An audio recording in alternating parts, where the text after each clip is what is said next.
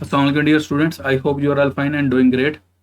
Our today's topic of discussion is continuation of cell types. हम specialise sales की types को क्या कर रहे थे, डिस्कस कर रहे थे.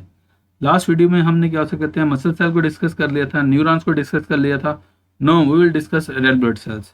जब हम रेड ब्लड सेल्स की बात करते हैं, इनको हम ना एरिथ्रोसाइट्स भी कहते हैं. अच्छा, मैं एक बात बता दूं, ब्लड को बिना बायो की सेंस में ना हम ना एक टिश्यू कंसिडर करते हैं. हम कहते हैं ये एक टिश्यू है. क्लियर. अब क्या उसे कहते हैं, जो ब्लड के अंदर ना डिफरेंट क्या उसे कहते हैं कंपोनेंट्स होते हैं. रेड ब्लड सेल्स होते हैं, वाइट ब्लड सेल्स होते हैं, प्लेटलेट्स होते हैं और ब्लड प्लाज्मा है. क्लियर. अब हर एक का स्पेसिफिक फंक्शन है. उनमें जो आपके रेड ब्लड सेल्स है ना, रेड ब्लड सेल्स के पहले मैं आपको शो करता हूँ. ये फर्ज कर लें ये रेड ब्लड सेल्स है. इनकी एक स्पेसिफिक शेप है, इसे हम बाइकनकेव डिस्क शेप कहते हैं. ये डिस्क शेप्ड होते हैं, बाइकनकेव होते हैं. क्लियर. और एक बात याद रखो, जो मैच्योर रेड ब्लड सेल्स होते हैं ना, उनके अंदर न्यूक्लियस नहीं होता, ये ए न्यूक्लिएटेड होते हैं. क्लियर. तो लेकिन अब क्वेश्चन आता है इनके अंदर न्यूक्लियस क्यों नहीं होता. इनके अंदर न्यूक्लियस नहीं इसलिए नहीं होता क्योंकि इनके अंदर ना एक प्रोटीन होती है that is called as a haemoglobin. अब क्वेश्चन आता है इस हीमोग्लोबिन का क्या लिंक है इसके साथ. आपको बेसिकली इसका फंक्शन समझना पड़ेगा. जो फंक्शन है रेड ब्लड सेल का इज टू कैरी ऑक्सीजन. इसने क्या कैरी करना होता है, ऑक्सीजन को कैरी करना होता है. अब जब इसने ऑक्सीजन को कैरी करना है, अब ऑक्सीजन को कैरी करने के लिए जो प्रोटीन है दैट इज द हीमोग्लोबिन. तो न्यूक्लियस इसमें इसलिए एब्सेंट होता है ताकि क्या हो सके, कहते हैं मैक्सिमम जो हीमोग्लोबिन अंदर डिपॉजिट हो सके और वो मैक्सिमम ऑक्सीजन को क्या कर सके, कैरी कर सके. क्लियर. तो ये बेसिकली इसका फंक्शन है और जो इसके स्ट्रक्चर से क्या करता है, रिलेट करता है. अच्छा, एनीवेज मैंने आपको बता दिया जो रेड ब्लड सेल है बेसिकली टाइप है. ब्लड एक टिश्यू है जिसके वेरियस कंपोनेंट्स हैं. रेड ब्लड सेल्स हैं, वाइट ब्लड सेल्स हैं, प्लेटलेट्स हैं एंड ब्लड प्लाज्मा है. क्लियर. आज जब रेड ब्लड सेल्स की बात करता हूँ, मैं कहता हूँ these blood cells are specialised to carry oxygen from lungs to the body tissue. ये लंग्स से ऑक्सीजन को क्या करते हैं, कैरी करते हैं और ऑक्सीजन को फिर पूरे बॉडी के अंदर क्या करते हैं, डिसेमिनेट करते हैं, पहुंचाते हैं, ट्रांसमिट करते हैं, ट्रांसफर करते हैं. Clear. They are biconcave disc shaped cells. ये बाइकनकेव डिस्क शेप्ड सेल्स हैं. This shape provides more surface area to absorb and release oxygen. ये ज्यादा से ज्यादा ऑक्सीजन को क्या कर सके, अब्जॉर्ब कर सके और रिलीज कर सके. अब क्वेश्चन आता है ये वाले जो सेल्स हैं ये अब्जॉर्ब कहाँ पे करते हैं और रिलीज कहाँ पे करते हैं. ये जो ऑक्सीजन को अब्जॉर्ब करते हैं ना, ये अब्जॉर्ब करते हैं लंग्स के पास. वहां पे ब्लड की क्या हो जाती है, ऑक्सीजनेशन हो जाती है. और जैसे ये टिश्यूज के पास जाते हैं, सेल्स के पास जाते हैं, तो फिर वहां पे ऑक्सीजन को क्या कर देते हैं, रिलीज कर देते हैं. Clear. They are filled with haemoglobin. ये हीमोग्लोबिन के साथ क्या होते हैं, फिल्ड होते हैं.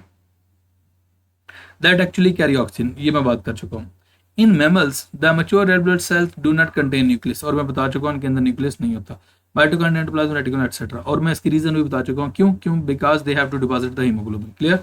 It helps to accommodate more haemoglobin. यही आगे जस्टिफिकेशन लिखी हुई है. Next is the liver cells. जब मैं लीवर की सेल्स की बात करता हूँ, जारी बात है एज द नेम इंडिकेट ये वो वाले सेल्स होंगे जो क्या कर रहे होंगे, लीवर को बना रहे होंगे.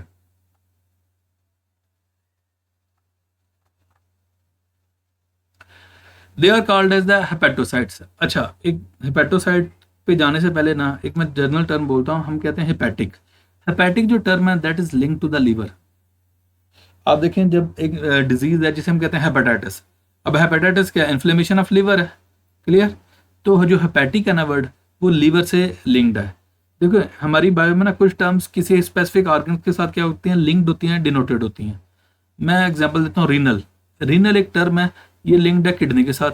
हेपेटिक टर्म लिंक्ड है लीवर के साथ. कार्डियक टर्म लिंक्ड है किसके साथ, क्या हो सकता है, हार्ट के साथ. पल्मोनरी ये लिंक्ड है लंग्स के साथ. क्लियर. ये मैं जर्नल से आपको टर्म्स बोली हूँ.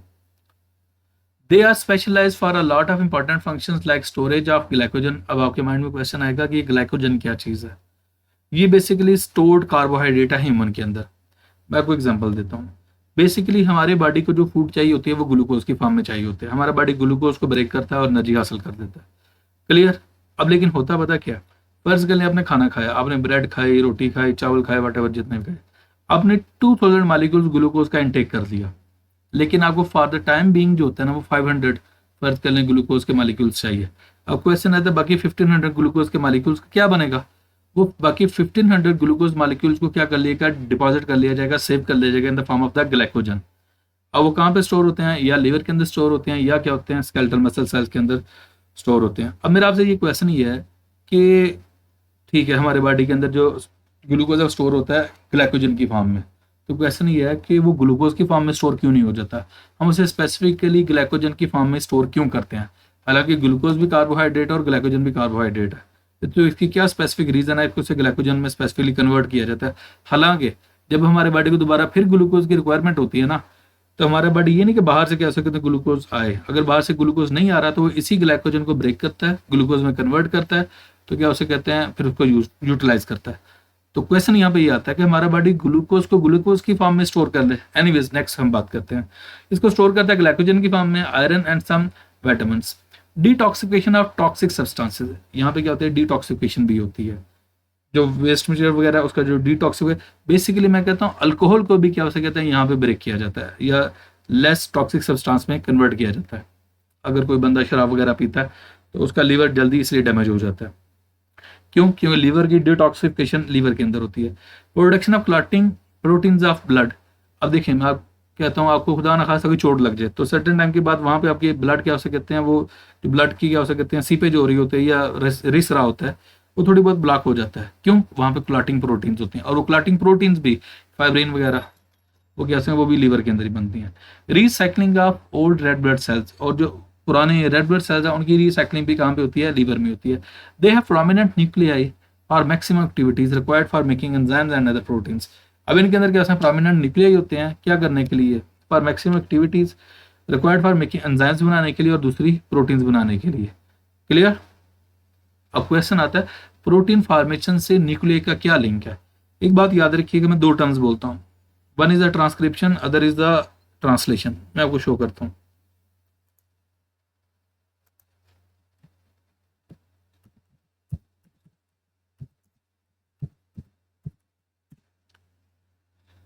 एक टर्म है सेंट्रल डॉगमा, इससे दो प्रोसेस होते हैं, one is the transcription, other is the translation. Transcription में क्या होता है डीएनए से आरएनए बनता है, और ट्रांसलेशन में क्या होता है आरएनए से प्रोटीन बन जाता है। अब एक बात याद रखिएगा, प्रोटीन बनाने के लिए आपके पास आरएनए चाहिए, और आरएनए बनाने के लिए आपके पास क्या चाहिए, डीएनए। और डीएनए हमेशा किस में होता है, न्यूक्लियाई में सेव होता है या न्यूक्लियस में सेव होता है। तो इसलिए क्या हमें प्रोटीन बनाने के लिए न्यूक्लियस चाहिए होता है। क्लियर? यहाँ पे मैंने शो कर दिया आपको, because nucleus contain the DNA. Anyways next हम बात करते हैं, large number of mitochondria provide the necessary ATP for energy intensive process. अब जो लीवर है ना, इसमें बहुत ज़्यादा एनर्जी इन्वेस्टिंग प्रोसेस करने होते हैं, जिनमें एनर्जी बहुत ज़्यादा कंज्यूम होती है, यूटिलाइज होती है। तो जारी बात है फिर एनर्जी ज़्यादा चाहिए तो एटीपी ज़्यादा चाहिए, एटीपी ज़्यादा चाहिए तो माइटोकॉन्ड्रिया ज़्यादा चाहिए। उसकी रीज़न ये है कि हम माइटोकॉन्ड्रिया कहते हैं, mitochondria is the powerhouse of the cell. Plural बोलूंगा तो माइटोकॉन्ड्रिया बोल दूंगा, सिंगुलर बोलूंगा तो माइटोकॉन्ड्रियन बोल दूंगा। क्लियर? नेक्स्ट एक्सपेंसिव, हाँ यहाँ पे एक्सपेंसिव की वजह से एक्सटेंसिव बोलना चाहिए था। Network of SCR helps for extensive detoxification and lipid synthesis. ये डिटॉक्सिफिकेशन भी करते हैं और लिपिड सिंथेसिस भी। जो लिपिड की सिंथेसिस है वो भी कहाँ पे होती है, लीवर के अंदर होती है।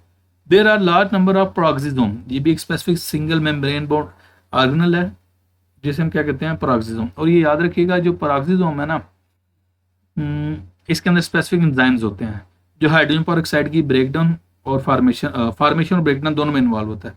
H2O2 हाइड्रोजन पेरोक्साइड, और ये वो बेसिकली आपका ऑर्गेनल है जो अल्कोहल को ब्रेक करता है। जो शराब वगैरह होती है ना, उसको ब्रेक करके हाइड्रोजन पेरोक्साइड में कन्वर्ट करने के लिए जो एंजाइम्स होते हैं वो पेरोक्सिसोम में होते हैं, which contain the enzyme to neutralise toxic substance. और वो टॉक्सिक सब्सटेंसेस कौन से हैं मैं आपको बता चुका हूँ, that is the alcohol. Clear? Okay. Small ducts mean tubes are present between the liver cells which collect and transport their secretion. जो इसकी सिक्रीशन होती है ना, वो क्या हो सकते हैं, उसे हम बाइल कहते हैं, और वो क्या हो सकते हैं यहाँ से प्रोड्यूस भी होते हैं और आगे से ट्रांसपोर्ट भी किया जाता है। This is a liver lobule, unit of liver, एक स्पेसिफिक का पार्ट है लीवर का, सिक्रीशन ऑफ लाब्यूल, और यहाँ से सिक्रीशन आगे जाती जाती है। क्लियर? अब बच्चे हमने यहाँ पे इस वीडियो में दो टॉपिक्स आपके कवर कर दिए। एक हमने क्या हो सकते हैं रेड ब्लड सेल्स को कवर कर दिया, दूसरा हमने लीवर कवर कर दिया। और एक और चीज़ ये बॉक्स पढ़ देता हूँ, toxic ammonia is converted into less toxic form urea. हमारे बॉडी के अंदर एक साइकिल होता है that is called the urea cycle. Urea cycle में क्या किया जाता है, अमोनिया कन्वर्ट कर दिया जाता है यूरिया में, और वो साइकिल कहाँ पे होता है, लीवर में। अब क्वेश्चन आता है अमोनिया को यूरिया फॉर्म में क्यों कन्वर्ट किया जाता है। दो चीज़ें, एक तो अमोनिया टॉक्सिक है, दूसरा अगर हमारा बॉडी अमोनिया की फॉर्म में क्या नाइट्रोजन वेस्ट को बॉडी से बाहर रिमूव करें, हमें बहुत ज़्यादा पानी की रिक्वायरमेंट होगी, तो हम इतना ज़्यादा पानी अफोर्ड नहीं कर सकते। तो इसलिए अमोनिया को कन्वर्ट कर देता है किसमें, यूरिया में, क्योंकि यूरिया को एक्सट्रीट करने के लिए less amount of water is required. Clear? Hence it assist the kidney function, और इसलिए किडनी की हेल्प आउट भी करता है। याद रखिएगा जो यूरिया बनता है ना वो बनता लीवर में है, लेकिन जो फिल्टर होता है वो आपका किडनी फिल्टर करता है। Clear? Thank you so much.